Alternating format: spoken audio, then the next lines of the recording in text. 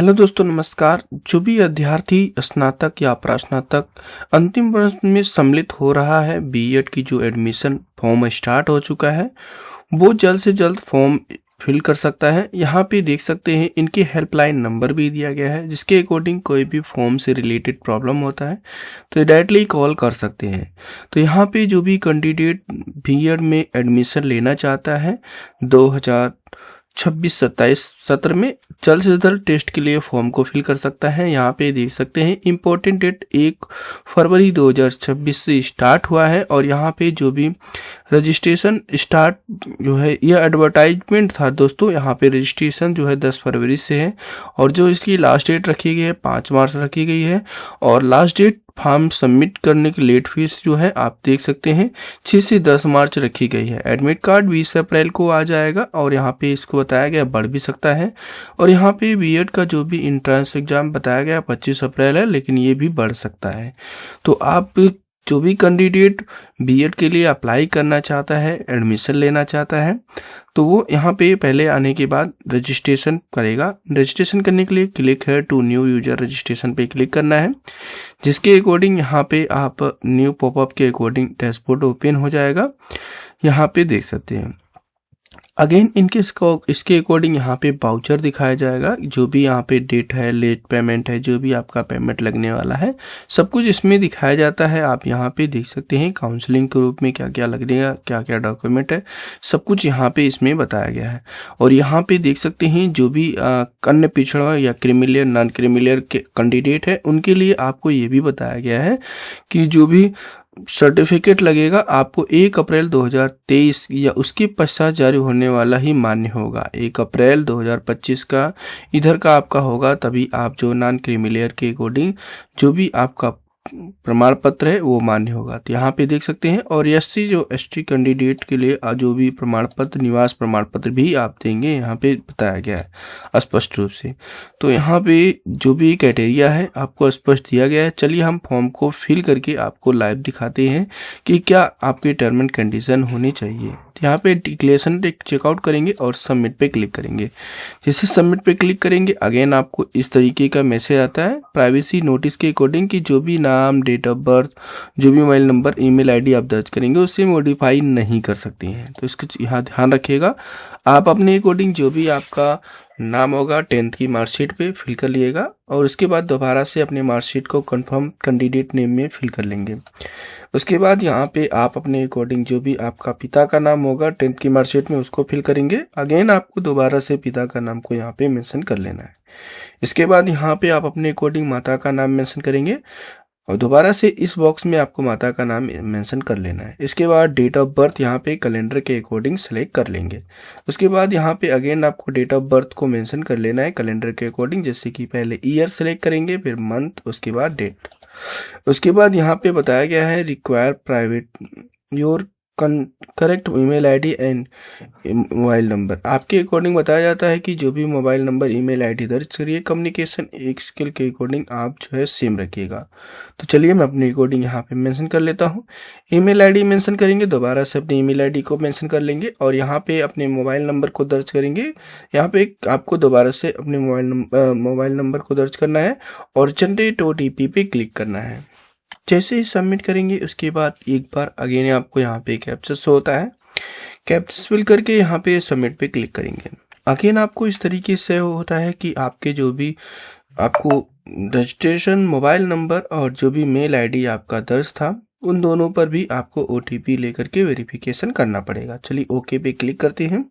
यहाँ पे देख सकते हैं आपके मेल आईडी या मोबाइल नंबर पर दोनों में से एक की ओटीपी गई है। उस ओटीपी को आप इस बॉक्स में दर्ज करेंगे। मैं अपने अकॉर्डिंग यहाँ पे जो भी ओटीपी आई है उस ओटीपी को पहले दर्ज कर लेता हूँ। यहाँ पे ओटीपी दर्ज करके यहाँ पे वेरीफाई ओटीपी पे क्लिक करना है। उसके बाद इस कैप्चर्स को प्रॉपर्ली फिल करके आपको रजिस्टर्ड पे क्लिक करना है। आपके अकॉर्डिंग यहाँ पे देख सकते हैं रजिस्ट्रेशन नंबर शो होगा, नाम शो होगा, डेट ऑफ बर्थ शो होगा, जो भी आपकी डिटेल है यहाँ पे शो होता है। यहाँ पे देख सकते हैं click here to edit and application पे क्लिक करना है, जिसके अकॉर्डिंग डैशबोर्ड पे चले जाएंगे। आपके अकॉर्डिंग यहाँ पे आपका नाम दिखाया जाएगा, फादर्स नेम दिखाया जाएगा, जो मदर्स नेम मेंशन किया वो डेट ऑफ बर्थ। अब यहाँ पे आप अपने अकॉर्डिंग जेंडर सेलेक्ट करेंगे, जो भी मैरिटल स्टेटस है उसको शो करिएगा। उसके बाद यहाँ पे आपके अकॉर्डिंग अगर आपके मैरिटल स्टेटस में फीमेल लेडी कैंडिडेट आप हैं तो ऐसी स्थिति में स्पाउस का नाम यहाँ पे दर्ज करने का ऑप्शन फिल कर सकते हैं। नहीं, अगर मेन कैंडिडेट है, बॉय है, तो ऐसी स्थिति में अगर शादी हो चुकी है तो आपको यहाँ पे हाइड का ऑप्शन होगा। तो आप यहाँ पे आपने जो भी आपने स्टेट इंडस्ट्री से हो करिएगा, जो भी यहाँ पे राज्य है राज्य को सिलेक्ट करेंगे, और अगर आप यूपी से हैं तो उत्तर प्रदेश सिलेक्ट करिएगा। जिसके अकॉर्डिंग आपसे पूछा गया है क्या आप उत्तर प्रदेश में 10वीं पास की है, यस या नो अपने अकॉर्डिंग मेंशन करिएगा। उसके बाद यहाँ पे जो 12th है वो आप उत्तर प्रदेश से पास किए, यस या नो अपने अकॉर्डिंग यहाँ पे मेंशन करेंगे। ग्रेजुएशन जो आपने पढ़ाई की है या कर रहे हैं वो यूपी से कर रहे हैं या अदर से, आप अपने अकॉर्डिंग मेंशन कर लेंगे। इसके बाद यहाँ पे स्क्रॉल डाउन करेंगे, यहाँ पे देखेंगे कि आपके अकॉर्डिंग जो भी कैटेगरी है कैटेगरी सेलेक्ट करेंगे। और उसके बाद यहाँ पे अगर नॉन क्रीमी लेयर के अकॉर्डिंग आप आते हैं तो यस पे क्लिक करेंगे। अगर नॉन क्रीमी लेयर के अकॉर्डिंग आते हैं, क्या आप नॉन क्रीमी लेयर से संबंध रखते हैं, तो यस पे क्लिक करेंगे। जिसके अकॉर्डिंग आपकी जो इनकम होगी वो 8 लाख से कम होनी चाहिए। और अगर आप नहीं आते हैं तो नो पे क्लिक करेंगे। जिसके अकॉर्डिंग यहाँ पे जो भी सीढ़ी या कैटेगरी सर्टिफिकेट नंबर है आपको मेंशन करना पड़ेगा।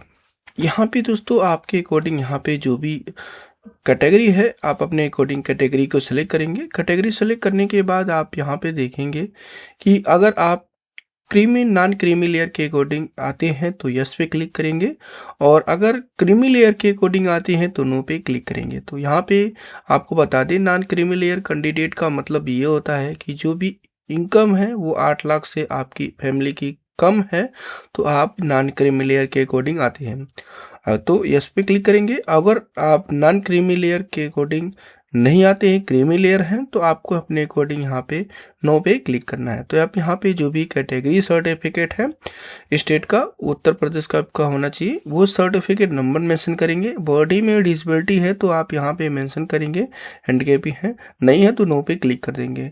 उसके बाद यहाँ पे आपको driving license, passport, voter card या अदर जो भी डॉक्यूमेंट देना चाहते हैं एक यहाँ पे आईडी के रूप में यहाँ पे दर्ज करना पड़ेगा।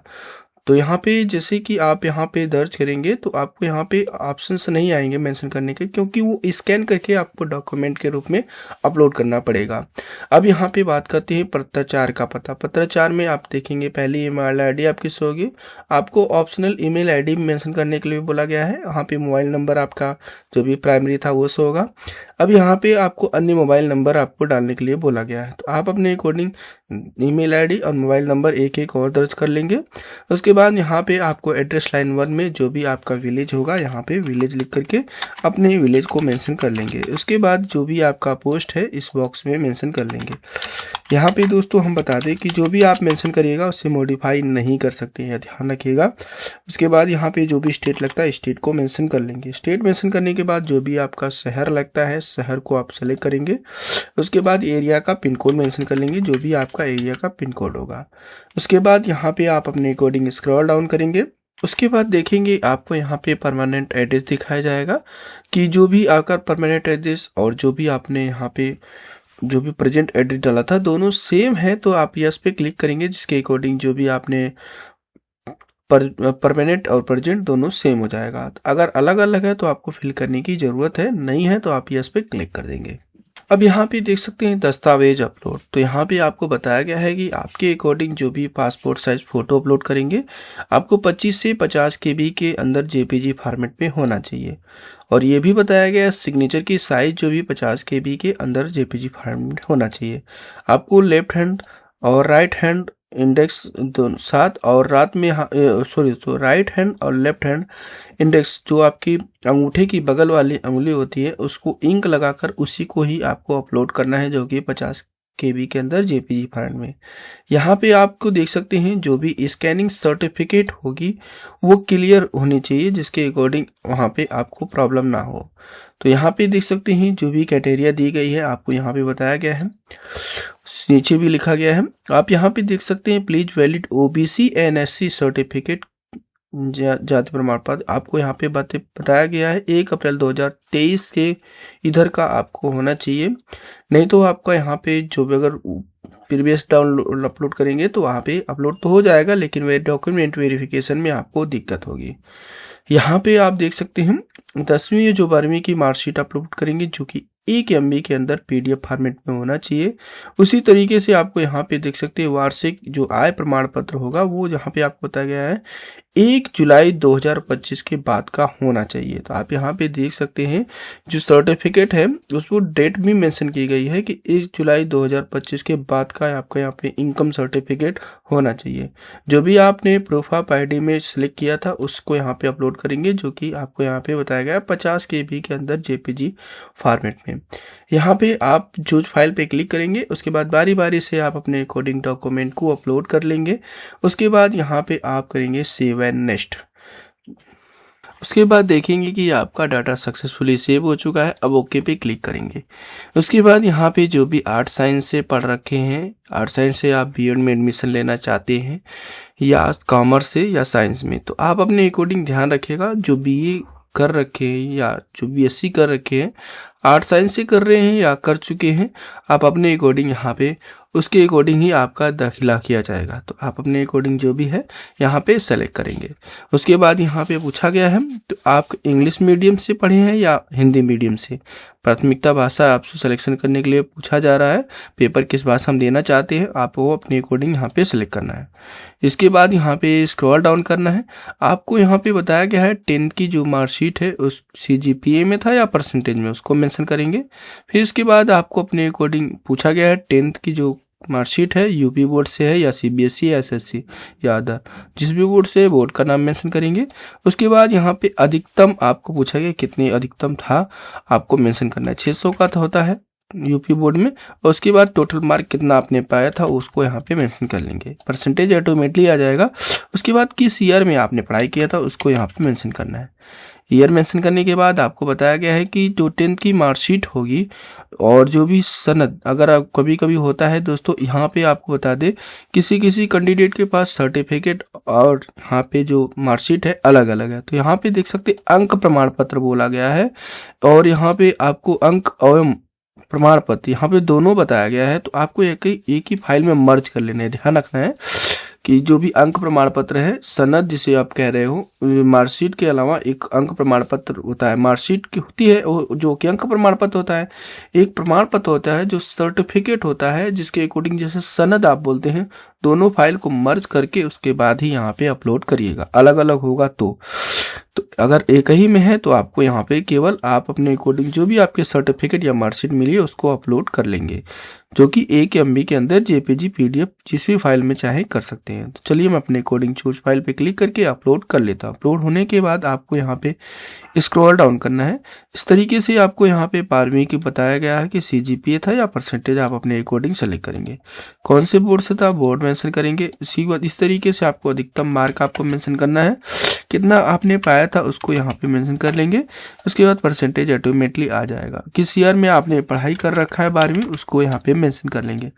इसी तरीके से यहाँ पे आपको बताया गया है जो भी अंक प्रमाण पत्र है उसको आपको मेंशन करना है। यहाँ पे देख सकते अंक प्रमाण पत्र बोला गया है। आप यहाँ पे सर्टिफिकेट की बात नहीं की गई है, केवल अंक प्रमाण पत्र। अब यहाँ पे जो भी आपके पास मार्कशीट होगा उसको भी JPG फॉर्मेट में 1 MB के अंदर अपलोड कर देना है। उसके बाद यहाँ पे आप देखेंगे ग्रेजुएशन का डिटेल आपको फिल करना है। अगर आप पास कर चुके हैं तो पास मेंशन करेंगे।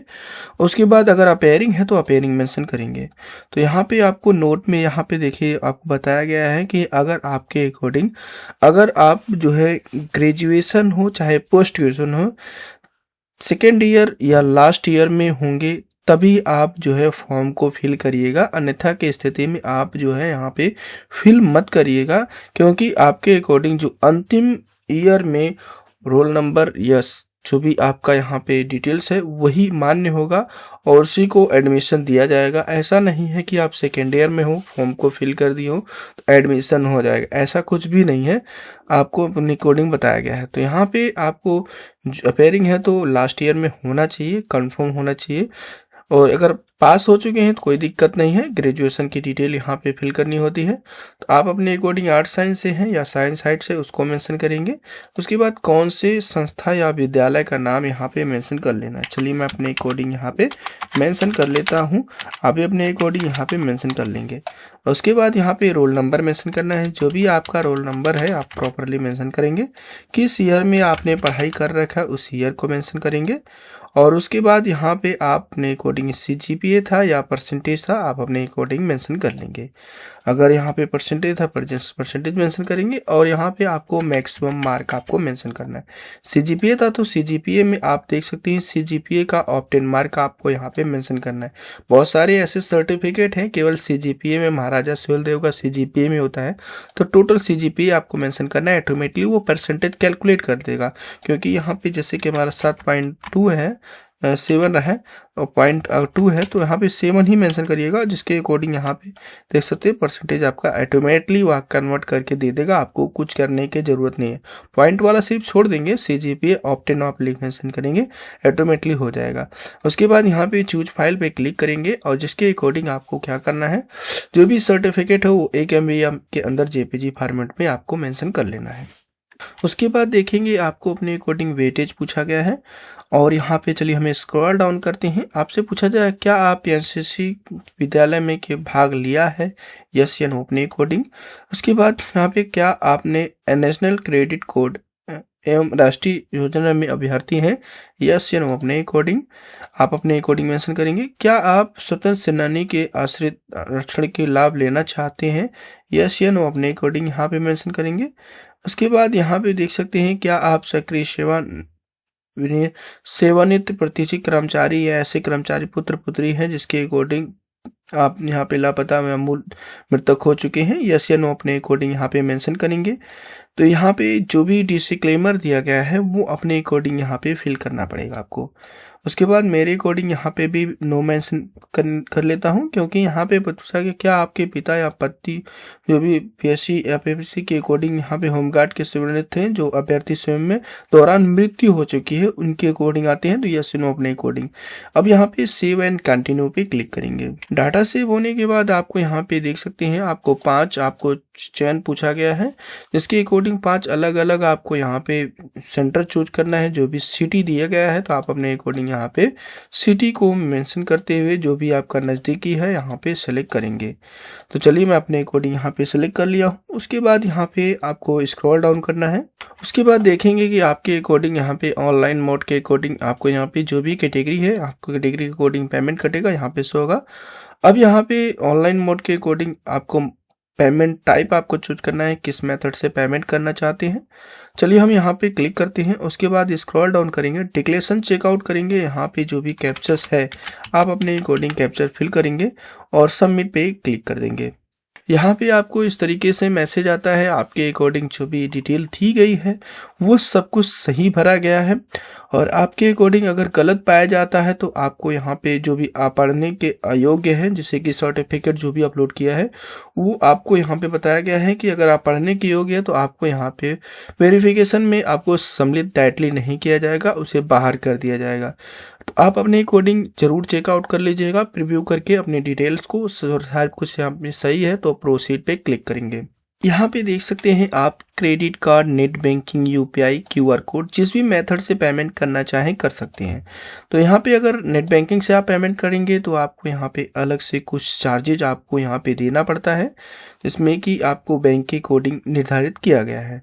अगर QR कोड नेट बैंकिंग के अलावा QR code UPI QR code से पेमेंट करेंगे तो जो भी आपकी सर्विस चार्ज वो चार्ज आपकी 0 लगेगी। लेकिन यहाँ पे स्टेट बैंक और या अदर मोड के कोडिंग करते हैं तो आपका यहाँ पे कुछ अलग से चार्ज आपसे रिसीव किए जाते हैं। तो इस तरीके से आप B.Ed का फॉर्म फिल करेंगे और आसानी से अपना जो है एडमिशन जो फॉर्म रख सकते हैं। और यहाँ पे हमने जो भी स्टेप बताया है उस स्टेप को फॉलो करिए। सारे स्टेप को हमने क्लियर करते हुए आपको समझाते हुए चले हैं, जिसके अकॉर्डिंग आप फॉर्म को फिल कर सकते हैं आसान तरीके से। कोई भी डाउट हो कमेंट करिएगा, हम सॉल्यूशन 100% बताएंगे। ओके दोस्तों, थैंक यू, बाय।